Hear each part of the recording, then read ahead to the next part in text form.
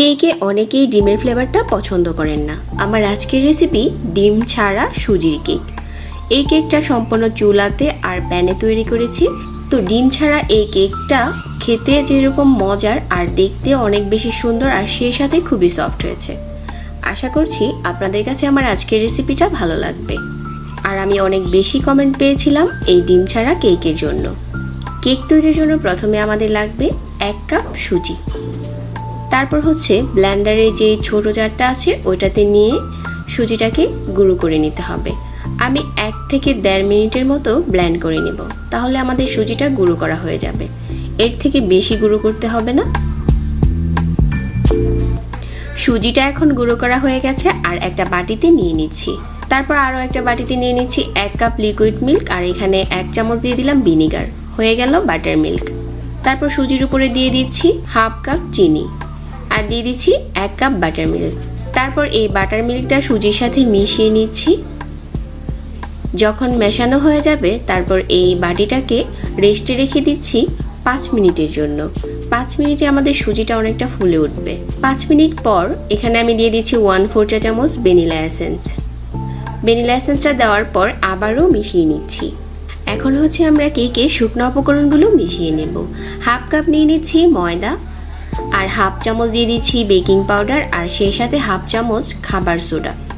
অবশ্যই এই কেকে সোডাটা ব্যবহার করতে হবে। এখন শুকনো উপকরণগুলো চেলে মিশিয়ে নিচ্ছি আর এখানে 1/4 চা চামচ দিয়ে দিলাম লবণ আর 1/3 কাপ নিয়ে নিচ্ছি রান্নার রেগুলার যে তেলটা আছে ওইটা। এখন আবারও সবগুলো শুকনো উপকরণ একই সাথে মিশিয়ে নিতে হবে। তো এখানে আমি মেশাতে মেশাতে একটা স্মুথ মিশ্রণ তৈরি করে নিয়েছি। তো আমাদের কেকের মিশ্রণ এখন তৈরি হয়ে গেছে, একটা সাইডে রেখে দিচ্ছি। আর আজকের কেকে আমি কিছু টুটি ফুটি ব্যবহার করব। পরিমাণ মতো টুটি ফুটি নিয়েছি আর এখানে 1 চামচ কর্নফ্লাওয়ার দিয়ে টুটি ফুটিটাকে মিশিয়ে নিচ্ছি, তাহলে আমাদের কেকের ভিতরে চলে যাবে না, টুটি ফুটিগুলো উপরে ভেসে থাকবে। মেশানো হয়ে গেছে। কেক তৈরি করার জন্য নিয়েছি ছোট একটা ফ্রাই প্যান। ফ্রাই প্যানটাকে খুব ভালো করে তেল ব্রাশ করে নিয়েছি আর উপরে দিয়ে দিচ্ছি বাটার পেপার। বাটার পেপারটা দেওয়ার পর আবারও তেলটা ব্রাশ করে নিচ্ছি। এখন কেকের মিশ্রণটা ঢেলে দিচ্ছি আর এখানে অবশ্যই পাত্রের নিচে যে কোনো কাগজও আপনারা ব্যবহার করতে পারবেন, তা না হলে কিন্তু কেক নিচের দিক দিয়ে সুন্দর হবে না। এখন উপর থেকে টুটি ফুটিটা ছড়িয়ে দিচ্ছি আর শুধুমাত্র কর্নফ্লাওয়ারটা মিশিয়ে দেওয়ার কারণে কেকের ভিতরে চলে যাবে না এই টুটি ফুটিগুলো। তারপর হচ্ছে পাত্রটাকে চুলাতে বসিয়ে দিলাম আর ঢাকনা দিয়ে ঢেকে দিচ্ছি আর চুলার আঁচটাকে লো মিডিয়ামের মাঝামাঝি রেখে 30 থেকে 35 মিনিটের মতো বেক করে নিচ্ছি।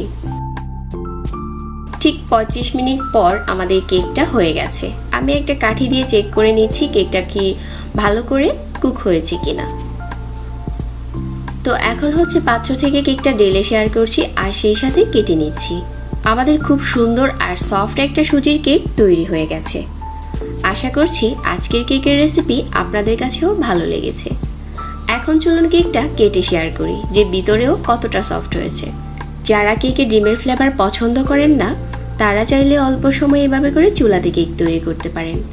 আজকের রেসিপি দেখার জন্য ধন্যবাদ জানাচ্ছি আর সেই সাথে বিদায় নিচ্ছি। আল্লাহ হাফেজ।